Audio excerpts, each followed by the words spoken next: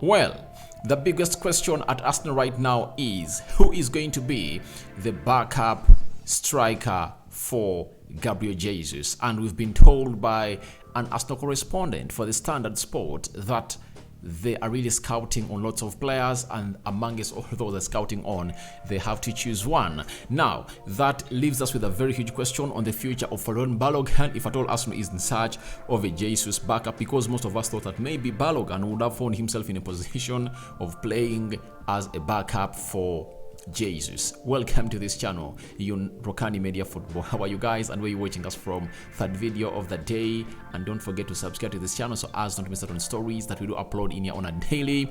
And Rokani David is my name. Now, today is really a very chilly day, and for those that support Arsenal, some updates. Odegaard played 90 minutes and they really won that game. They drew with Georgia 1-1. And now Spain is lagging behind by 2-0. Scotland has put 2 goals past Spain, and Kientieni has really put in an assist for the second goal for Scott McTominay. Scott McTominay has gone ahead to score a brace into that game. Spain are really lagging behind, though Kientieni has been red carded and he's off the pitch. And he has played very well. He created an assist for the second goal and it looked great. So I think even Xhaka is in action tonight. And I think by tomorrow morning we'll be knowing who is fit to return and Coney to play for Arsenal as Arsenal prepare for the game of Leeds. So I think we're also going to talk about some little Fresneda, the right back that Arsenal has always been tracking, playing for Valladolid, and questions have been asked to him onto whether he wants to join Arsenal, and answers have been given. I think we're really going to be enjoying this video as we've enjoyed the first 2 on this channel. Now today, a story is coming in from Simon Collins. He's an Arsenal correspondent for the Standard, meaning that he's being fed in by the club. That's what it means to be a correspondent for the club. They don't get out stories, they don't put out stories without being briefed in by the club. So all what that they put out is coming in from the club. Remember, this guy was responsible for the story of Jesus' return and Trossard in the game of Fulham. He's the one who first broke the story that Arsenal are assessing Jesus and Trossard to be part of that Fulham game. And obviously, when the match squad was named, these 2 players were in, meaning that he's having flies on the wall in the side of Arsenal that are really to come in through and be do the needful and really tell him what Arsenal is all about. And today, he has gone ahead to put out this story that I need to discuss with you.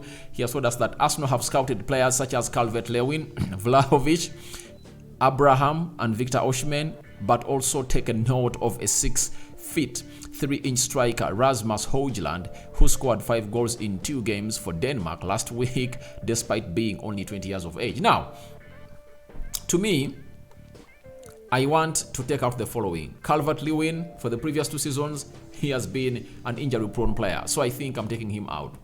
Tammy Abraham, last season, he was a revelation at AS Roma. This season, he's off, so no reason to really even discuss about us, because I don't want those such players to really take our time here. We just want to really give them an automatic knockout to really lock them out into our conversation. Now, we are left with Victor Osimhen and Højlund. I think these ones are worth to be discussed about. Do you know why? Victor Osimhen, he has 23 goals in the Serie A, has a couple in the Champions League, and obviously is enjoying a season with Napoli and leading Napoli to their first league win, I think, in the last 30 years. I think the last one when they're having the late Maradona, so it tells you how far they had taken without winning the league, and they are really like 15 points plus ahead of the second best side in the league, that is Inter Milan. So it shows you that they are going to lift this trophy. Now, he's really doing wonders at Napoli, and you would like to see him at Arsenal, but can Arsenal break the bank and sign this guy? Because Arsenal's priority signing is supposed to be a central defensive midfielder who is going to come in and really play to that position of Partey, because however much they are having Jorginho is 31, you cannot rely on a 31-year-old player to take you through the season. So, and one of those players they want to sign, either Declan Rice or Caicedo Moyes, is going to see Arsenal spend a minimum of like 70 million pounds. Now, after spending 70 million pounds on your CDM, would you like to go all out and spend 133 million pounds on Victor Osimhen? Because that's the price tag that's been put onto Victor Osimhen by the club that has ownership on him, that is Napoli. They are calling in for 133 million pounds. That is 150 million euros. So to me, I see that as an impossibility for Arsenal. I mean, it's Arsenal scouting him. I don't really find him important to come in and really do the needful for Arsenal. So to me, on the ladder, I look at two players that can come in at Arsenal. That is Vlahovic and Højlund Rasmus. Let's talk about Vlahovic. He snapped Arsenal in the January transfer window of 2022. You remember that very well, and went to Juventus. Juventus is having really huge problems. They're not even having enough money to really go ahead and really pay these players. So I think they are planning a way of really getting Vlahovic out. And Arsenal, if they get in Vlahovic, I think Vlahovic can come in and obviously even push for the starting position into the starting 11 of Arsenal. And I think Mikel Arteta would love to be having such strikers at his club, Vlahovic and Jesus, because you will be 100% sure that things will get done even when one of those is injured. You won't really look for very many other chances for a striker to score. Just imagine if Atol Vlahovic was into that game of Man City versus Arsenal, that Arsenal lost 3-1 and got those chances that Edin Nketiah got. I think would have been on target like 3 or 4 times. And he has a very good hold-up play. He plays well with his back to goal. So his play is inclusive and brings out the best out of him as a player as a player leading the line for his club. So to me, Vlahovic is a very ideal signing for Arsenal, and I would love to see him coming in through for Arsenal. And he's scoring in goals after coming in from injury, and he's just young. He's just 22, 23 years of age. He can get the job done. So I see him as one of those players that Arsenal can get in at like 80 million pounds, because they can get him at that amount of money. 80 million pounds, Juventus I think will be willing to cash in for him, because after spending like 70, 80, you can spend 80 on Vlahovic and obviously get him in. That means we have spent close to 150 million pounds, because I believe Arsenal might spend close to 200 million pounds in the summer, meaning that we'll be left with like 40 million pounds. And for that, they can find themselves signing a right attacking midfield, and then they call it a summer transfer window. So let's go to the other striker, Rasmus Højlund. Arsenal talked about him in the January transfer window and in the summer. He plays for Atalanta. He has scored 7 goals and 3 assists in his 20 games has played for Atalanta. And obviously he made his debut for Denmark last week and scored a hat-trick, and even over the weekend he scored a brace. In 2 games he scored 5 goals, and I think he's one of those strikers that is the one to watch. He's like the next Haaland, next Lewandowski, next Benzema, left-footed, tall, fast, good on the ball, plays well with his back to goal. I think if Mikel Arteta, he's the ideal player to sign, but he came out and revealed that he supports Manchester United, and even Manchester United is interested in him. So we are waiting to see how that is going to go onto that competition that is going to see a side called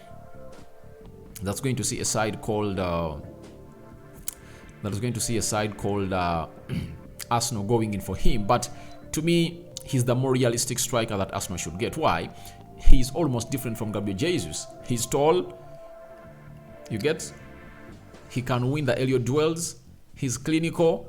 I think he's almost like a Dusan Vlahovic. So to me, I think if Arsenal can get in a Dusan Vlahovic or a Højlund, that will be good to go, because those two are really good strikers, left-footed.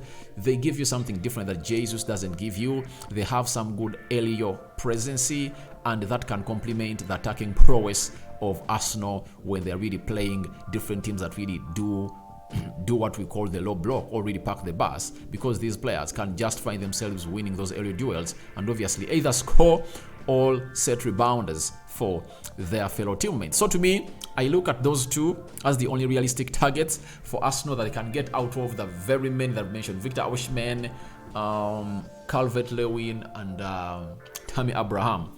I rule those out. Tammy Abraham, Calvert-Lewin, they're having poor seasons. You get? No way Arsenal would go in for them. Then the other player to talk about is is Victor Osimhen. Victor Osimhen is good, but can Arsenal pay 133 million pounds for a striker who is going to come in and really ask for playing time at Arsenal.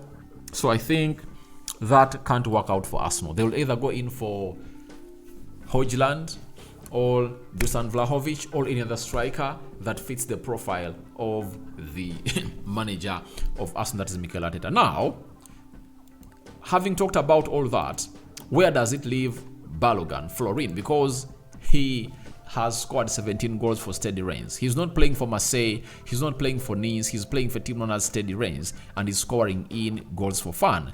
And now, again, Simon Collins, who gave us a story about Arsenal scouting the backup of Jesus, has gone ahead and told us that Arsenal will hold talks with Florin Balogun in the summer over his future at the club. Arsenal may elect to integrate Balogun into the squad, but the club are braced for summer interest, and there will be temptation to cash in on him while his stock is still high. So, it's really tricky for Mikel Arteta that Edin Nketiah is nowhere near the levels of being a backup for Gabriel Jesus, because you see there is a very big gap, and from Jesus to Nketiah, it's a very huge downgrade. But when you look at Florin Balogun and his attributes, you look at him and say, at least he's like something next to Jesus and can really do a better job than Nketiah. But what is the manager going to do? Because they need to bring in money, and Florin Balogun might not be into the plans of Mikel Arteta, unless otherwise he comes in and impresses in the preseason like how Saliba impressed.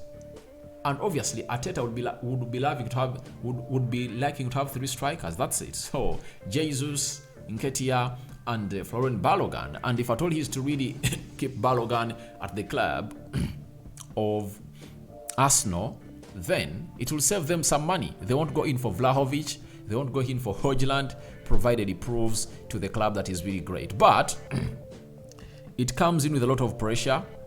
He will come in having scored close to 20 goals a season in a league, not all the tournaments combined, in the league. And there's left with some good games to go. So, how is Mikel Arteta going to handle that pressure? Because for Saliba, it was easy for him to handle that pressure because Saliba came in through and Arsenal had no player to really play into that position, and he could easily shift Ben White to play as a right back. Now, when Balogun comes in with that form of his, that means Arteta has to take a decision of getting Edin Nketiah off the backup position of Jesus, because Balogun is really hot. Is really hot and doing in and putting in performances that are really out of this world. So to me, I find myself in a situation of going in to really give Arteta credit onto loaning him with the board, because they knew that at that age you need to be playing football. So he has gone ahead, proved away from home. Can Arsenal cash in for him or retain him? Or that remains with Mikel Arteta. And it will depend on the meeting they're going to hold after the season and what Florin Balogun will be really calling in for and what Arsenal will be willing to offer. Could the two meet on a common ground? Then he'll have to be at Arsenal. Could the two fail to meet a common ground? Teams like AC Milan, Newcastle, and very many others are willing to cash in for the player known as Florin Balogun. So that's what we've gotten from a side of Simon Collins, an Arsenal correspondent for the Football Standard. Now, Fresneda, Ivan, you know him very well, right back, playing for Valladolid in Spain. Arsenal were so much interested in him, and things never really went in like that because the player said, I want to stay at Valladolid and I might move out from Valladolid next season, and has been asked about his move to Arsenal and the other two teams that were interested in him, that is Borussia Dortmund and Juventus. He has told us that I'm proud, but I always say it, I'm always at a big club, that is Valladolid, and every player will come out and really hail the player he is at. But next time Arsenal signs him, you'll see him changing his statements, and you know what we'll be saying.